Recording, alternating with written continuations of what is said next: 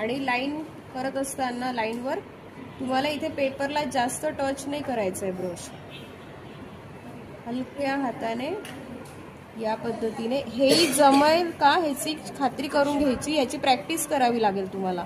पटकन घेतला हातात ब्रश आणि आम्ही काम केलं तर असं नाही होऊ शकत. एवढं लक्षात ठेवायचं सगळ्यांनी. कळालं? ठीक आहे. हे जास्त इफेक्टिव्ह दिसेल. आणि ज्यांना ह्याच्यात अजून ॲडिशनल वर्क करायचं, समजा नाही मला अजून छान करायचं हे, तर जसं मी इतक्यात तुम्हाला टोन सांगितले इथले सगळे लाईट मिडल डार्क, त्याला डार्क केलं आणि शॅडोच्या एरियामध्ये डार्कने लाईन्स करायच्या आधीच्या केलेल्या आहेत त्याच्यावर. हे बघा, तेव्हा काय होणार आहे ते अजून चांगलं दिसेल. बरं, जास्त रिअल दिसेल. दिसलं? असं आपण आता ह्याला पेनाने काय करूया, बॉर्डर करूया.